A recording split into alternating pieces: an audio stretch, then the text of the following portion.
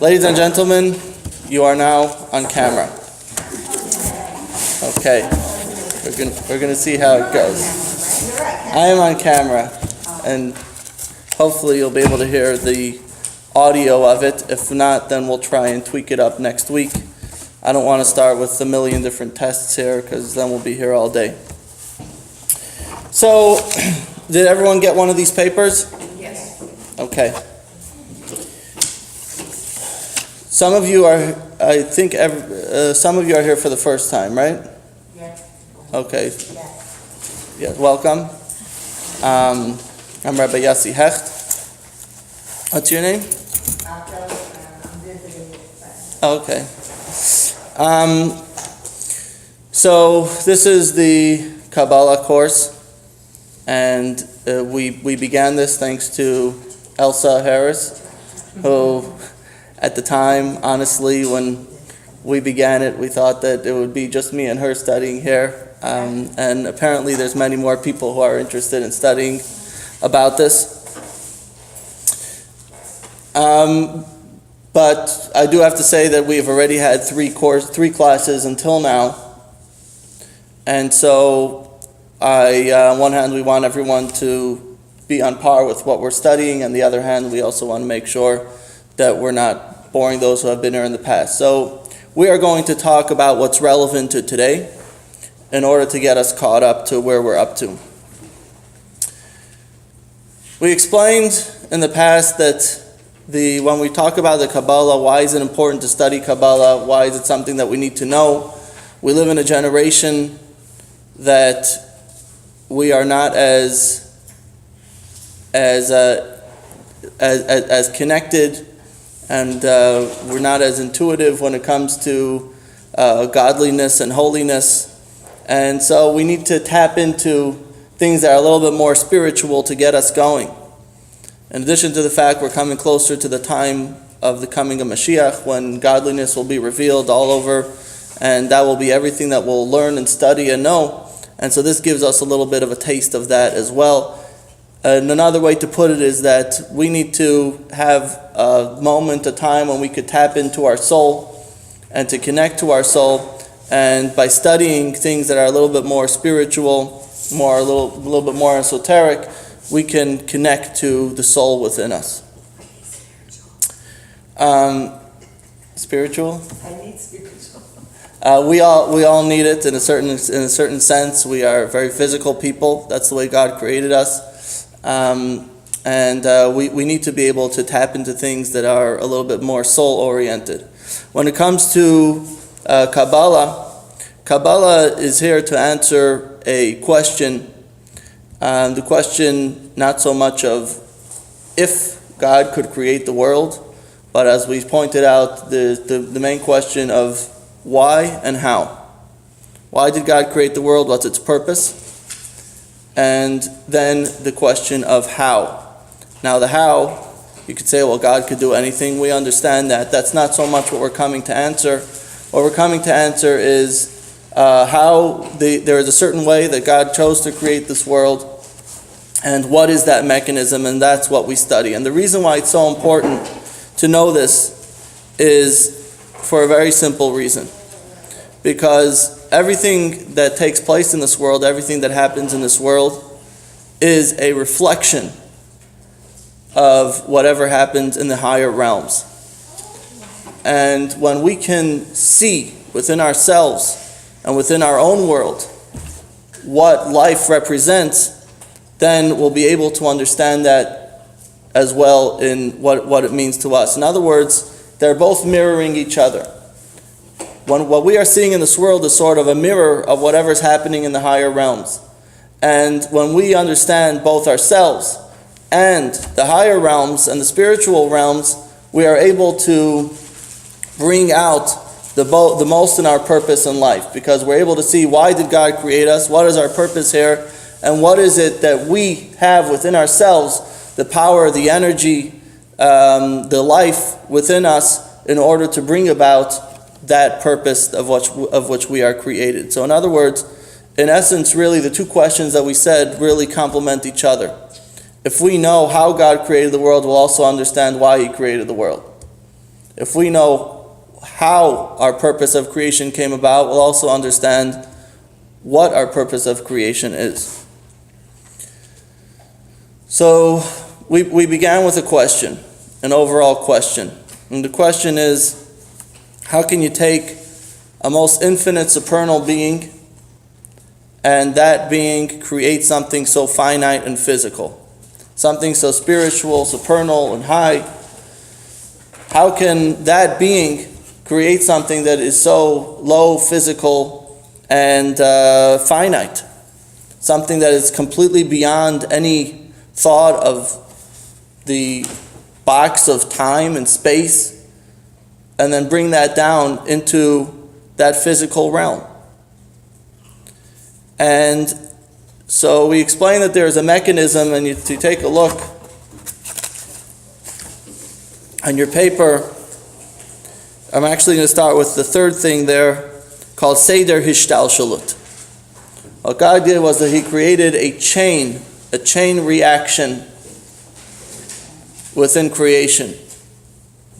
And this chain, when you take something and you bring it down from one level to another level to another level, you bring a development, so that allows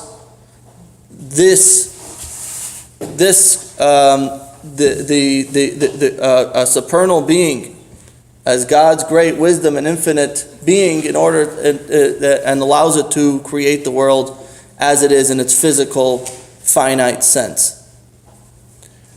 But as we explained, that there is still the step number one of, going to unlock the door there? Okay, she looks like she's coming in the other door. Okay, there we go. Hello. So step number one is what we called the idea of light. You want to sit? You could bring a chair here.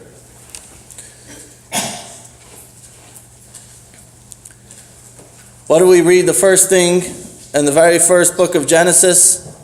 What does it say? Move closer. Here's copies. Come on. Yeah.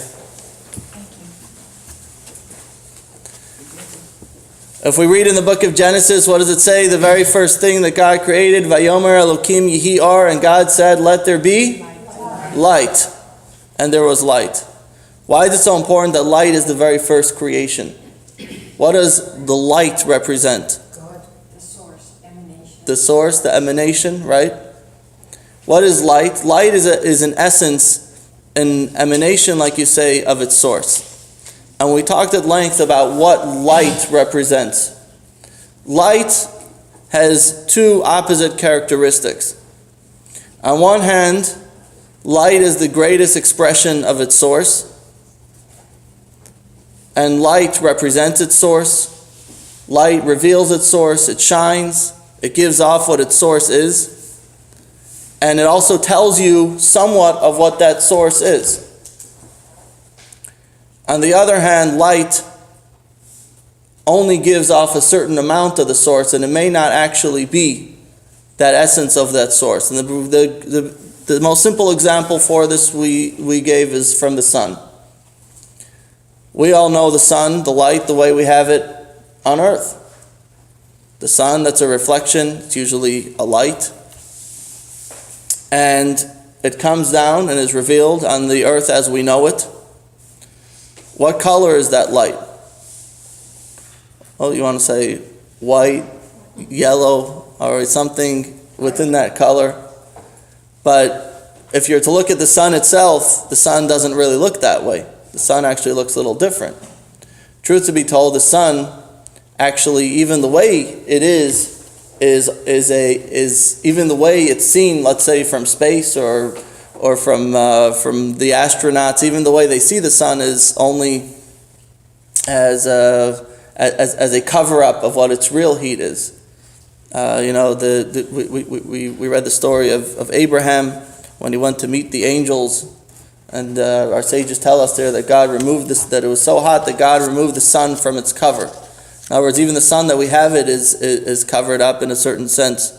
But the sun, when you take a look at the source, what does it look? What color is the sun? Sun could be red, orange. It's not exactly the way it is. In other words, the light is a revelation of its source, but only to a certain extent. Only a very minute, a very small revelation of that source. You take, for example, a drop from the ocean. So on one hand, that drop tells you what the ocean is like, right? You can take a test from that. If you want to, if you're a scientist or you're what's it called, an oceologist, oceanographer. You want to take a test from the ocean. That water is the actual source of the ocean, but it's also, you can't really say that that's the ocean. The ocean is so vast and big and great. And so anything that we talk about within the Seder Hishtalshalut, within the chain-like descent of the spiritual worlds, is all a very minute, a very small revelation of God's true existence. But God makes this in this way that a very finite being could come about to connect to him in this way by allowing this very small, tiny light and revelation to come about. If you have the greatest genius in history, let's say it was Albert Einstein. I don't know if he's the recorded genius, but let's just say him. And most people, if he was to give off his wisdom the way he sees it, will have no idea what's being said. Right? You will have no idea what he's saying. If he starts putting up his numbers on the board, very few people will have any idea what's being said there. But but on the other hand, everyone here has Facebook, right? So on Facebook, you'll see from time to time one line that Albert Einstein says. Right? Here's a one-liner, and look how incredible this idea is that he just gave off. So imagine if you take an infinite wisdom, an infinite knowledge, and you allow just one little thought to come out from there. And that is, in essence, what is happening when God creates the world. He's taking this infinite source of the ultimate being and saying, I'm going to give a little bit of a light, a little bit of a remnant of a revelation of what that is. But even with that, it needs to be broken down in order that we could receive it. And that is the Seder Hishtalshalut, that is the chain-like descent of spiritual worlds, as we translated here, allowing each level, going level after level after level, bringing it down into its place. And so what is the first thing that's brought down in the Seder Hishtalshalut? The first thing that we have is the Ar, the light. And as we see, if you see the number one in the review, Ar and Ma'ar. Ar means light, and it stems from what? From Ma'ar, which is the luminary, the source of the light. So you have the light and you have the source of the light. God's essential being is the Ma'ar, the source of the light. And God uses the Ar, the light, in order to create the lower realms, as we'll put it. Now, still, this is not enough. This is still not enough. Why? Because if you just have light, what happens? Can you do anything with that light? No, it's all over. No, it's all over, right? Light is just an expression. Light is just a revelation. You can't really use anything. You can't really make anything with that. In order to use that light, we're going to shift a little bit from the word light. We're going to start using the word energy. Okay, because essentially they're the same thing. Light and energy is essentially the same thing. When you talk about this godly energy that comes about, that God allows for creations to come into being from this godly energy which is revealed, that's still not enough, because energy is only as good as it's accepted, only as good as it's used for. Energy in itself is not really anything. Energy needs something to use that energy for, to express the energy in the right way. Right? So light is an expression of energy, and then the energy needs something in order to contain that energy, that light, and to bring it out into its true purpose. So the greatest example for that is our body and our soul. Right? We all know that we have energy. We are walking energy. We give off energy, we live energy. That energy is like a light. Every individual, when you walk, when you talk, you, in a sense, you're a light. You're an energy. But if you're just to have that soul within you, there's not much you could do with it. You need the body, the container that is expressing the energy in its own way. So if you have an energy to see, but you have no eyes, it's not going to help you. You need the eyes, which is the vessel that helps you see. If you have an energy to walk, to move, you need the feet in order to do so. If someone has no feet, doesn't mean that they have no energy to walk. They still have the energy to walk, but they don't have the vessel to do that. Today, thank God, they're coming up with prosthetic legs and things like that, which allows the energy to come back into life. But someone that doesn't have legs still has an energy to walk. They just don't have anything, any vessel to express that. Someone who has an energy to feel, you need a hand in order to do so, and a nose to smell, and a mouth, etc. Every single organ that you have is a vessel expressing that energy in each way. And the same thing when you go a little bit in a more spiritual sense. Let's talk about things that are a little bit more that we could relate to, but still a little bit more spiritual. For example, feelings. There may be a feeling of connection, of love, but you also need to bring out that love within yourself. If someone can't express their love, then there may be that energy of love, but it's missing. It's missing a vessel in order to bring that out. And the same thing with all these other vessels, as we're going to go through in detail. These are all vessels in order to contain that light, that energy, which helps to express it. So a human being is only as good as what his vessels are. In other words, everyone has a soul. Everyone has a soul that gives him life. Everyone has a soul that allows that individual to live, that allows that individual to express themselves. But we need to actually use our vessel, which is our body, and our attributes and our feelings and our emotions and our thoughts in order to bring that out. You could be having the greatest concept studying, but if your brain is turned off, it's not going to help. Right? So everything is a vessel for each thing. And that is called ar, as we see, a light, and a Keili, a vessel, or plural Keilim.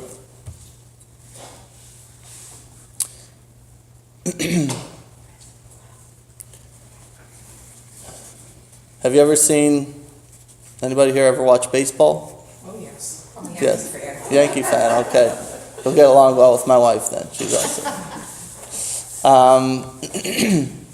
So, you ever watched a pitcher pitch a ball? Yeah. You know, that ball is something very physical. Okay? And what's actually happening is you are taking in energy within that individual, and that individual is putting all his energy into that ball, allowing it to fly. Have you ever seen how much power goes into that? You don't see any of that energy at all. That's all completely hidden. All that you see is a ball flying. You can't see anything more than that. But essentially what's really happening, that pitcher is taking all of his energy and putting it into the ball when it flies. That's something that's very spiritual, such as energy, and bring it down to something very physical. We all know about this because we have all different types of energies today with all of our gadgets. Something that's powering it up. You can't really explain where that energy is coming from. There's an energy that's being brought through that plug, but you don't actually see it. So everything, even in this physical world, everything is energy and a vessel. A light and a Keili and a vessel. Everything. Everything needs those two things. And that is because that's an expression of the higher realm. Any questions so far? No? Sorry? No? Thinking energy is physical. How energy, the way we know it, to a certain extent, is physical, but it's only a physical because we know of the vessel that is expressing that energy. If we need the senses, is it still physical? We only could connect to the vessel that's using the energy. The energy on its own, if it has no vessel, we can't relate to it. If you have no radio or no phone, even though there's waves all around the place, but those waves mean nothing. I'm literally walking through radio waves, but I don't have anything to catch onto it. And the same thing is with us. There's a soul giving us and pumping us energy. Everything that we have is a life, is an energy, is a light. But we have to tap into that with a vessel. Everything needs a vessel in order to express that light. So that's again, you need R and Keili, light and vessel. Both of those need to come together. If we don't have the two together, then you can't have an expression of anything. So then would you say the pitcher, the ball, is the vessel?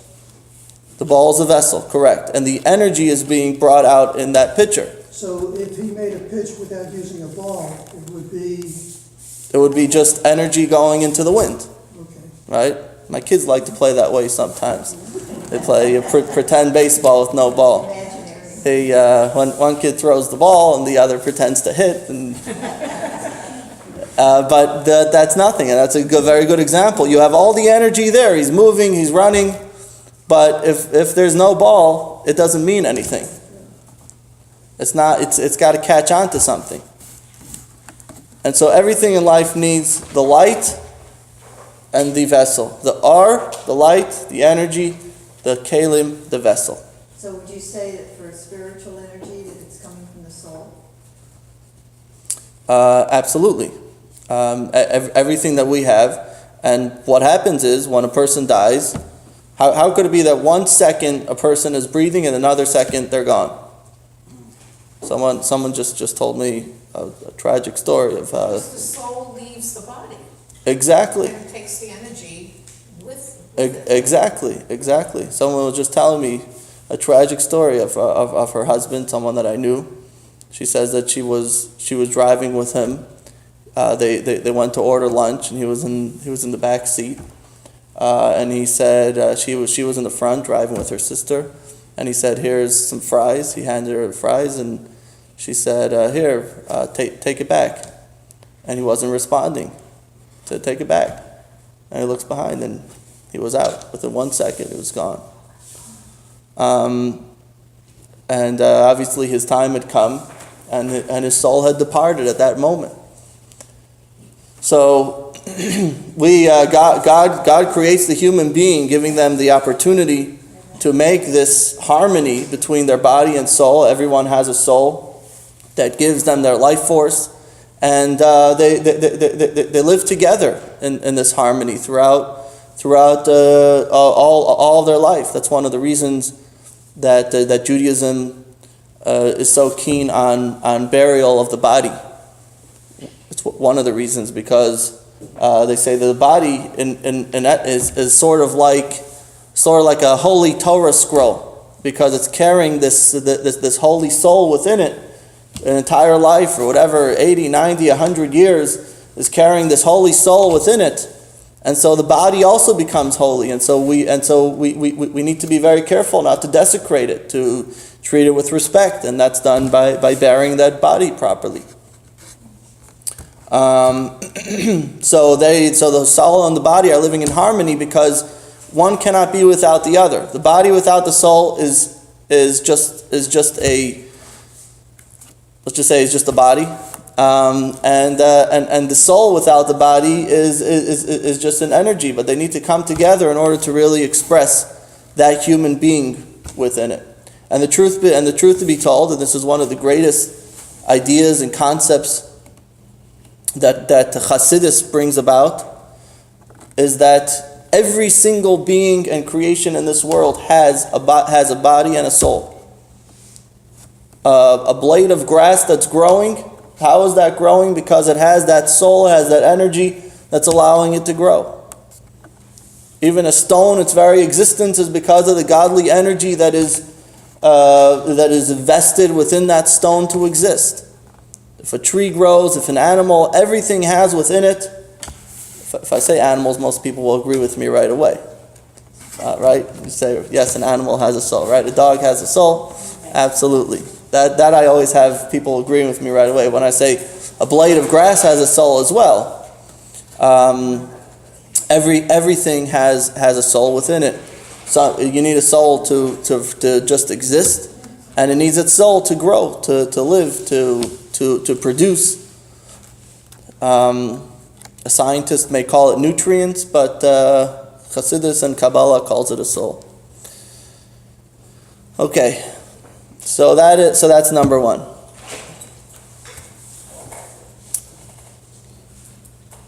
There was just an article in the paper the other day about the plants have, they can communicate with one another. Oh, yeah? They have, I talk to mine all the time. They respond back the way they grow. In some way or other, they know how to respond, right? Okay. Is there anyone who has difficulty or questions with this? So now, let's go back to the Seder Hishtalshalut for a moment. I always print these copies, and I think that we're going to get to everything. And we just start, and we end up on page 1.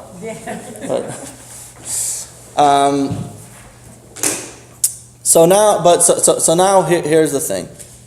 When we talk about Seder Hishtalshalut, when we talk about a chain-like reaction, so for those who are here, for those who didn't, you know that although there's millions of different levels, but in general it's split up into 4 different levels. If you take a look in your table on page number 3, Atzilut, beriah, Yetzirah, and Asiyah. The world of emanation, the world of creation, the world of formation, and the world of action. These are 4 different realms. They're called worlds, but what they really mean is different realms. And what I mean by that is, it's not like we have this world, and then when you go into outer space, you reach world number 2, and then if you keep going higher in outer space, you reach world number 3. It's not like that. Many people confuse it in that way. But what it means is that in everything, there's different realms and different levels. The best example that we've used in the past is if I ask you what does the word sweet mean. So most people right away will say sweet means some chocolate cake, or a cookie or a candy or whatever you think sweet is. But the truth is that there's many other ways of expressing sweetness. You can have a sweet person, someone who's very nice. You can have music that's very sweet. You can have a sweet idea. You could have a sweet move. You could have all different types of things that are sweet expressed in different ways. Does that mean that if you believe that music, that it's a sweet piece of music, doesn't mean that the candy is not sweet anymore? No, absolutely not. It's just on one level, on the most basic physical level, sweetness is a candy, and on a little bit of a deeper level, sweetness is music. If I were to tell you something that's hard or soft, so you could tell me that a piece of wood is hard and a piece of cotton is soft. Okay, that's true. But then you could have an individual who has a very hard personality, right? Hard means something that's very difficult to move. You could have an individual who has a soft personality, a nice personality. If I tell you hot and cold, a coffee could be hot And a coat could be cold, but it could also mean, hot, something that's a little bit more lively, exciting, and cold, something that's with a little bit less personality. So all these things, there's many different ways to express it. It doesn't mean that one is more or less true than the other. And so what happens is when we talk about a vessel, a light and a vessel, so there are many different ways how that could translate. In the physical world,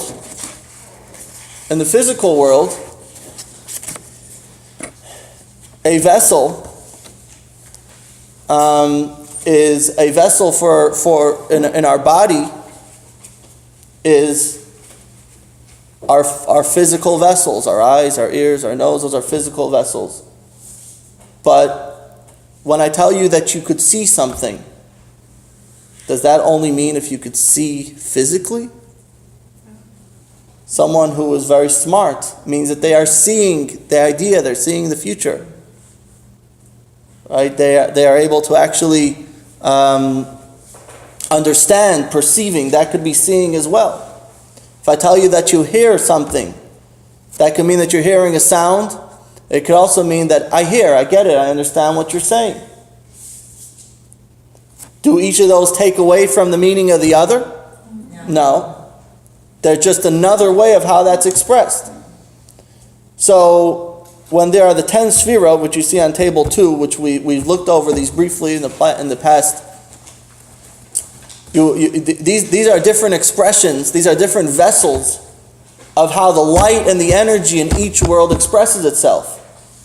Now, in the world of Atzilut, the highest world, it may express itself in one way, and the world of Asiya may express itself in another way. But all that what's really happening is that it's another expression of the same idea coming about. So when we say that there are 4 worlds, it doesn't mean that there are, in order, 1, 2, 3, 4. It means that it's another realm, another way to see the same idea. The same expression is coming out into another, and just using another way to express that. So when we talk about chesed, for example, kindness, as you see in table 2. So kindness in our world may mean something, may mean being nice, and may be sharing, caring, loving. But in a higher realm, that kindness may mean something completely different, but it's still something within the idea of kindness. So, for example, just the idea of one's willing to share is already kind. In other words, kindness represents going out, giving, not only doing good, but the very fact of one's ability to reach out to someone else is already kindness. And that's why God's creating the world is referred to as kindness. Because kindness means reaching out, going, connecting to a different individual outside of yourself. Not even an individual, connecting to something outside of yourself is kindness. The opposite of that would be gevura, which is sometimes referred to as strength, but it also means containing yourself, holding yourself. So it could be physical strength, could be gevura, but it could also mean one's ability to control yourself, holding back. That's the very opposite. So we're going to look at these, each in its own way, and we're going to look at what each of these mean. But now I'm going to give one more introduction. That the Seder Hishtalshalut is considered is also referred to a building process. When someone builds a building, so where does the building start from? The foundation. What do you say? The mind, right? So the actual physically building, you have to start by digging a foundation. But really, where does it start from? It starts from, as you say, the mind. It starts from the first very concept in your mind of that building. That is where, and the truth is it starts even before that. It starts even before the mind. Where does it really start? It really starts with the need or the desire, depending where it comes from. Before you even think about it, something is telling you that I need something or I want something. Either you want a beautiful home, or you need a beautiful home, or you want a beautiful Chabad house, or you need a beautiful Chabad house, or it could just be by a community saying we need something bigger. But whatever happens, even before anything that comes about within the creation of that building, goes all the way back to the very, very beginning of your desire and thought in this process. Where does it end? It ends. The physical building. What is the last step of your house being built? What? So what is the completion? I'm asking you. How? What? The house is finished, and what? And you move in, and so either you could say the house is finished when the last brick is laid, or when the furniture is finally in, but that's not really the last step. When you put in the furniture, that is the last step of building the building, but that's not really the last step.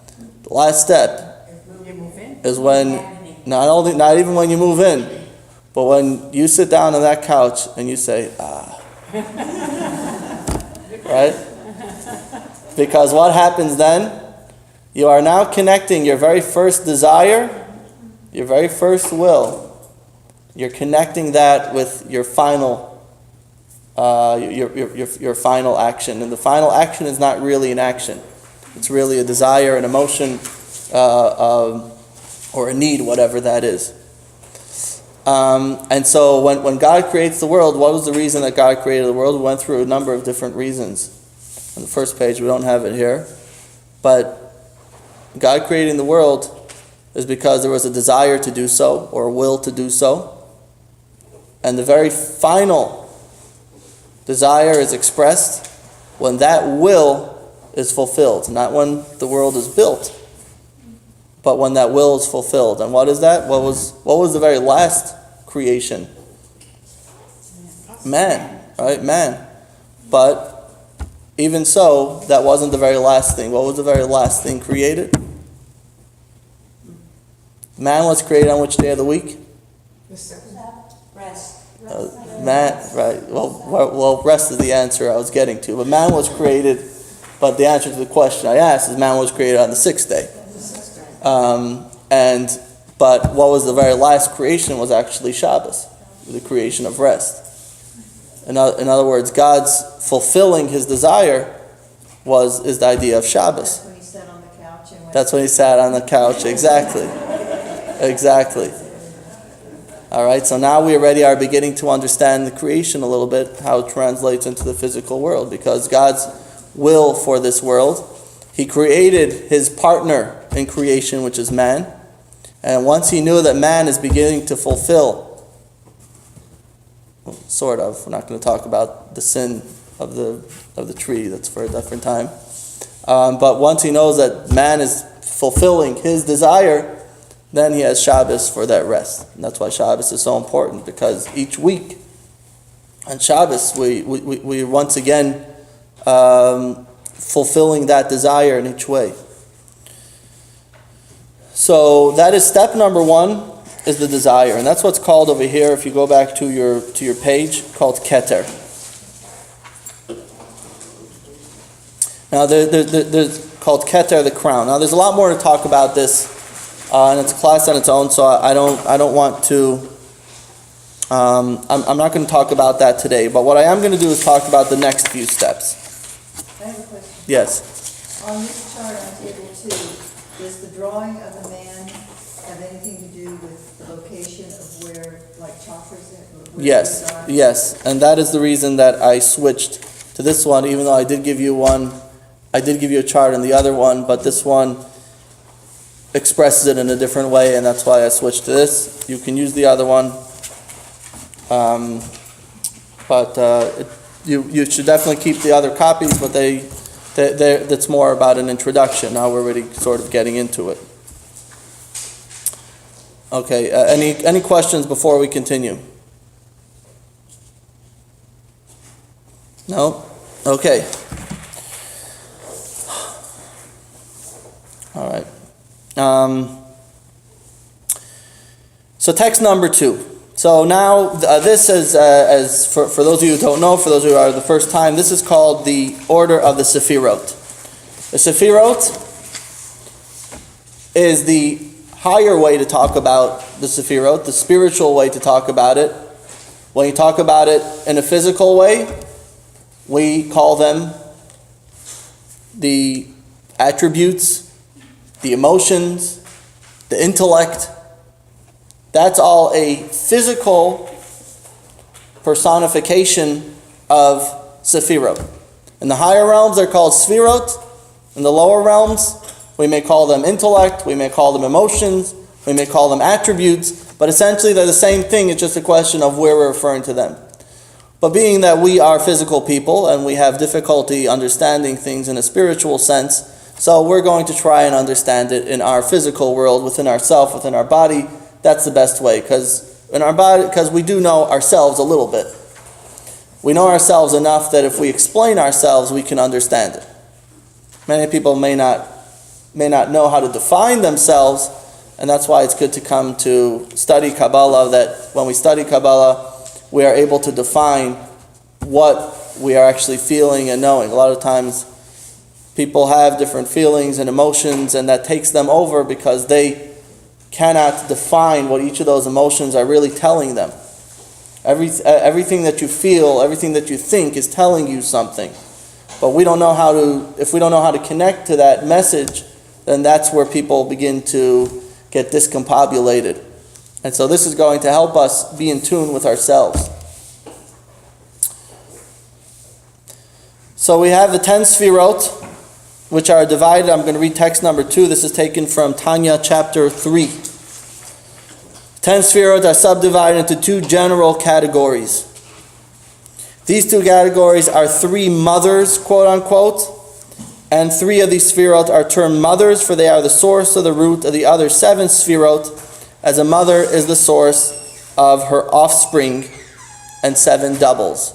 So again, here we have the idea. You have a physical mother, and then you have the spiritual mother. A spiritual mother means anything that is giving about an offspring in any way. That's a mother. Mother is one who is developing something and then giving it into the next realm. That's a mother. Just like a mother who is carrying that child, the child develops, comes into many different pieces, going from the one drop of sperm and then developing one level after another level, 9 months, into a physical child with hands and feet and so on, and then brings that child into the next world. That's the mother. So the same thing, anything that develops something and then gives it off into the next level, that is a mother. So you have mothers, which are the 3 sefirot on top, and then you have the offspring, which are referred to as the 7 doubles, and we'll explain to them why they're called. The 7 divine attributes called doubles, inasmuch as each of the emotional attributes manifests itself in a twofold manner, as shall presently be explained. Okay? And we already have a little cheat sheet to that, which you see that everything is double. 2, 4, 6, everything goes in order. It's not like this just because it's easier to display, but because that's actually the way it comes out. This is in table number 2. Everything, chochamah, the opposite binah. Chesed, the opposite gevurah. Netzach, the opposite hod. Everything has itself and its opposite. The right and the left, the right and the left. Everything needs that. So that's why they're called doubles. Namely, continue on to read in text number 2. Namely, chachma, wisdom, binah, understanding, dot, knowledge are called mothers. And the 7 doubles are the emotional attributes known as the 7 days of creation. Chesed, kindness, gevurah, severity, tiferet, beauty, and so on, and the other four being Netzach, endurance, Hod, splendor, Yisod, foundation of Malchut, royalty, and you're all saying, I don't know what you're talking about. Well, that's why we're going to break these down so that we understand what we're talking about. So that we're going to break these down, each on their own. We won't be able to cover them all today, but at least we will begin. So for now, we're going to skip the highest one, which is Keter. It's a discussion on its own. We're going to start with number 1, chochamah. Chochamah is roughly translated as wisdom. Someone being smart is a chacham. You ever heard of the term chacham? Right? A chacham, someone that's smart. But smart doesn't, but smart is not the real translation of chachma. Chachma, as translated here, is the first flash of intellect. It is when you take an idea and you are able to bring that idea into its very first being. The very first being of something is called chachma. So,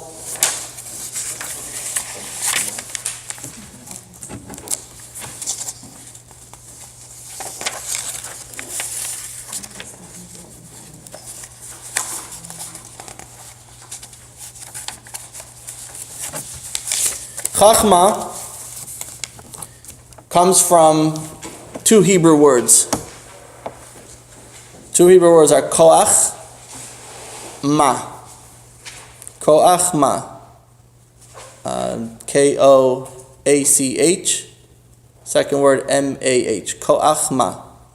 What does koach, ma mean? Koach means the energy. You ever heard of the word koach? Koach means energy. Of ma, of what? The energy of what? The energy of what? What does that mean? The energy of what? It's the energy of the unknown. Because chachma, in essence, is really an expression of the unknown. Because when you come up with a first idea, as we see over here, let's read this a little more and then we'll explain it. Text number 3, this seminal point of intellect already includes within it all the details and ramifications of the idea, but as yet they are concentrated and obscured. Chachma is also called barak hamavrik, which means the intuitive flash of illumination, which is the beginning of intellectual revelation. Everyone has times that you can relate to this, where you have certain ideas that come into your mind. You have all different types of ideas. You walk down the street, and you get, hey, that's a great idea. You usually the best time that you come up with an idea is if you're lying in bed, more and relaxed. If people are nervous or uptight, they're not as creative. Chachma, the level of creativity, coming up with something new, coming up with a new idea, with a new thought. The level of creativity is all expressed in chachma, the very first flash of an idea. And this is the very first expression of something from nothing. We say that God creates the world something from nothing. We have, in a certain extent, the ability to create something from nothing, each and every one of us. If we would be more in tune with our mind and realize that we're each creating in a different way, then we would realize that from time to time we are each creating a something from nothing. We are each creating within ourselves the ability of coming up with a new idea, a new thought, a new revelation. Each and every one of us has that at different times. And this expression, this flash of this new concept is called chachma.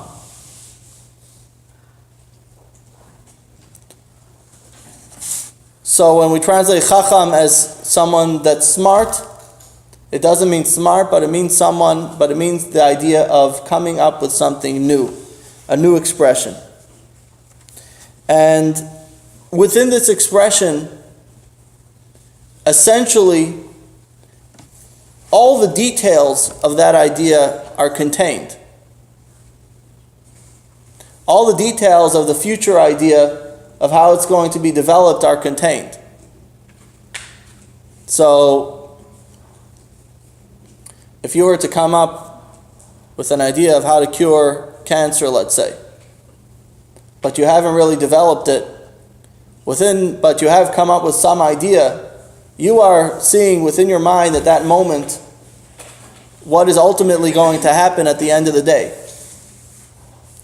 But the problem is that you need to do what? You need to develop that, right? A thought needs to be developed. You can have a very basic thought. Everything is included, everything is there. But what you're missing is the development of the idea. Okay? And the development of the idea is binah. Let's read inside, text number 3. Binah apprehends, crystallizes, and clarifies the details of the idea which were obscured in chochamah, until the whole edifice of the idea in all its length and breadth becomes manifest. For this reason, the function of binah is described as a mevin davar mitoch davar, to understand or deduce one manner out of another, i.e., that which was previously concentrated in the obscure intuitive flash of chachma is now revealed and understood. So, what is binah? Binah is when you are able to take that flash, that idea, and to break that down, to understand it, to develop it, to think about it. Okay, we want to come up with this great invention, but how are we going to do it? What's going to obstruct us? What's going to get in the way? What could I do? What can't I do? Everything that we have to think about to develop that idea is called binah. Binah is also called understanding. Understand something in its details, in its minutiae, and every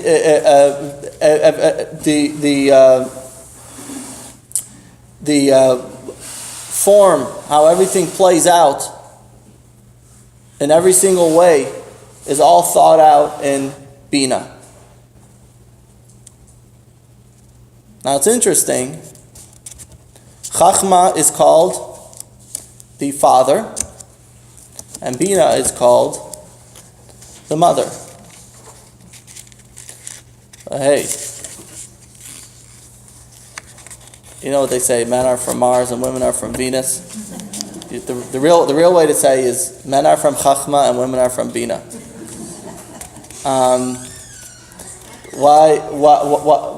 And this actually tells you this very small anecdote, this small idea actually tells you so much about the relationship between men and women.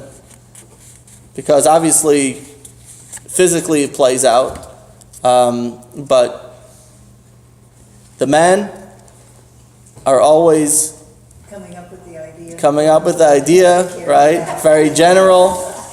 And the women are always specific, very detail-oriented. Right? They're always worrying about the how, the what, the whys. That's always the women. Right?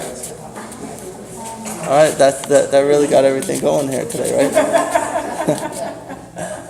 But that's the truth. The truth is that men are an expression of chachma.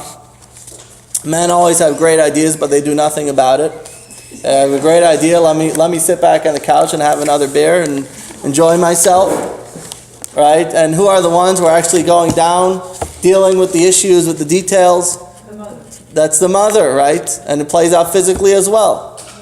The man is the creator of the child, but the mother is the developer of the child. And that's essentially, and again, here what we have. We have this idea playing out in many different ways. If you ask me, is God a male or a female?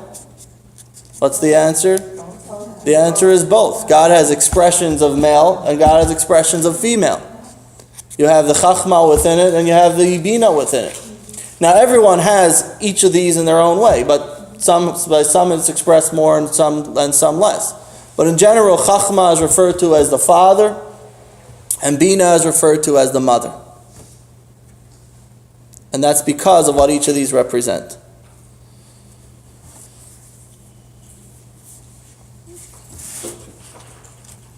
Now, before we talk about dot, we're going to play this out in the world. So I'm not going to talk about the third level. We're just going to talk about the first two. So now let's take a look at text number 4. Now we're sort of building our building, right? We're getting back to our building analogy. We have to build our building. So what's the first thing that you need to build your building? You need the Foundation. before that, you need the idea, which is in itself is a foundation as well, right? But then what do you need? The next step in your building is you need to develop it. Plans. To plans, exactly. You need the blueprints, right? The blueprints. And by the way, this is all God's blueprint of creation is right here. This is what we're learning, God's blueprint for creation. The only difference is that we live in a world after the house is built. We live in the built house.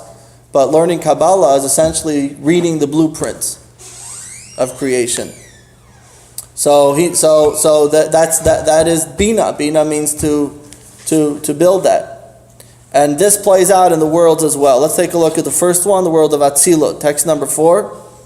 The world of Atzilut comes from the Hebrew word etzel, which means next to or emanated from. The world of Atzilut is still within the realm of infinite, and each of its sefirot in this world and each of the sefirot in the world of Atzilut is infinite.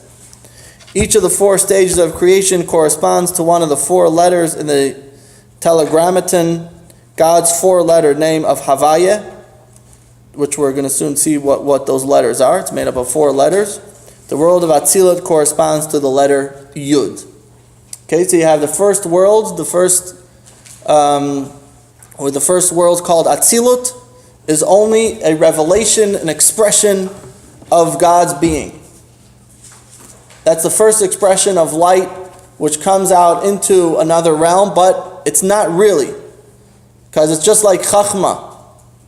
That is not really, you're not really going anywhere outside of yourself. When you're coming up with the idea, so it's sort of outside of yourself, but it's not, because you haven't yet developed it into the outside. It's still within yourself. It's still within your very first spark of your mind. Until you begin developing it, you're not actually translating that into the outside world. Even within your own mind, binah is your mind working outside of itself. Do you understand what I'm saying? Binah is saying, I need to develop something outside of myself. I need to figure out how to do something. You're constantly thinking about what's not within yourself. You need to develop something outside of yourself. Even though it's within your own mind, but you're thinking about something else. You're getting too deep here? Chachma, on the other hand, is still close to you. It's still your idea. You hadn't yet developed into what it means to the outside realm, so to speak.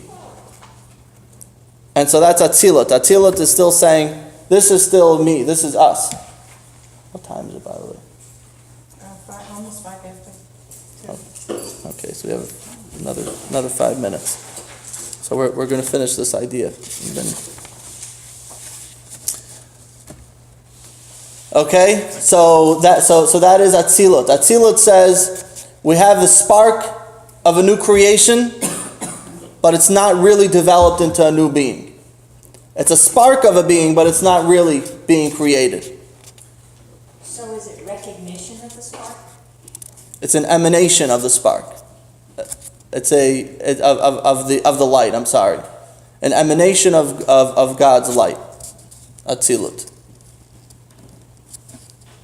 It's saying that I'm creating an outside existence, but it's not really yet an outside being. It's sort of let's go back to the example of the house. When we talk about the house, so we said step number 1 is your desire for the house, but let's put that aside. let's talk about step number one as being, now, how do I want my house to look? So you sort of have a flash of a vision and what you like, well, what your house should look like. But you haven't really developed that yet. Until you start bringing about the blueprints, even within your mind blueprints. Something flashes and tells you, I want to have a very comfortable home on a beach, or should I say here, on a golf course. That's a golf course view, right? Where alligators could come out of the pond. What else do you have here?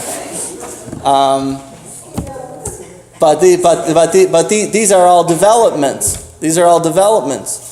And your very first thought, when you're still sitting in your home in New York or New Jersey or wherever it is, and you're telling yourself, I want a nice place to retire, and you say the Villages, that sounds like a good place. But you don't really think to yourself, well, what do I want in my house? I want a nice kitchen. You don't even think about that. You're just thinking, I'm imagining my beautiful home where I'm going to live, where I'm going to retire, whatever it is. And so that's chachma. Binah says, well, there are certain things that I want in that home. Before we even talk about how it's going to be. I want a home that's going to be on a golf view, and I want a home that's going to have a nice kitchen, and I want a home that's going to have a nice bedroom, or whatever it is that you want.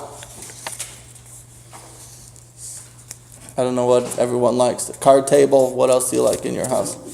Pool. Some houses air conditioned.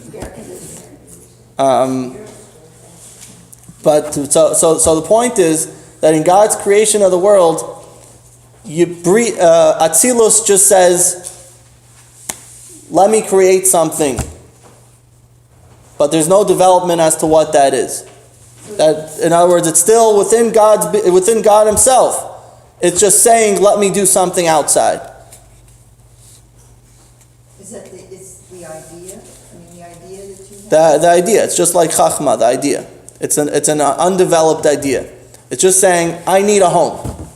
But it doesn't say what that home is, how it's going to look like, what it should be, etc. That's Atzilut. And the second world, the second realm is called beriah.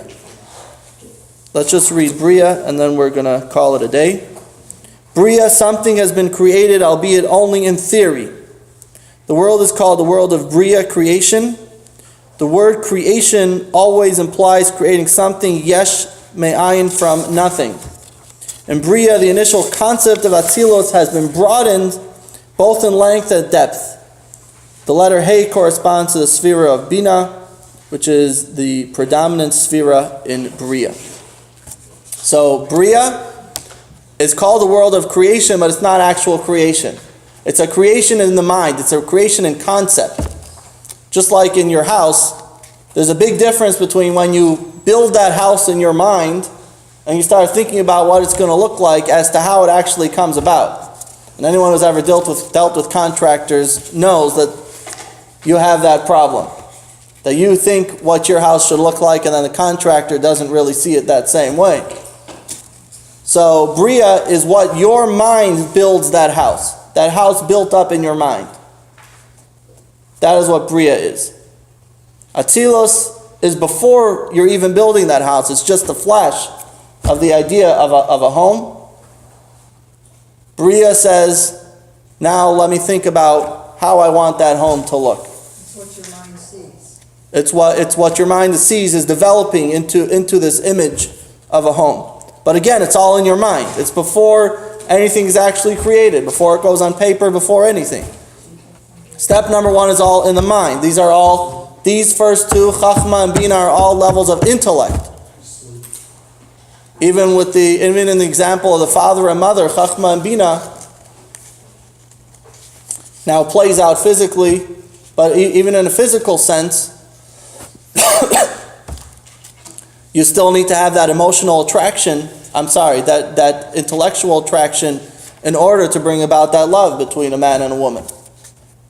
You still need to have within your mind that attraction before it plays out into emotions. And so everything begins in many different ways and many different levels with chachma and binah. Chachma and binah, this is step number 1 and 2. out of 10 or 11 the way it's on here. This will conclude today's class. And God willing, in 2 weeks we will have another class. Not next week, but in 2 weeks we'll, God willing, have another class.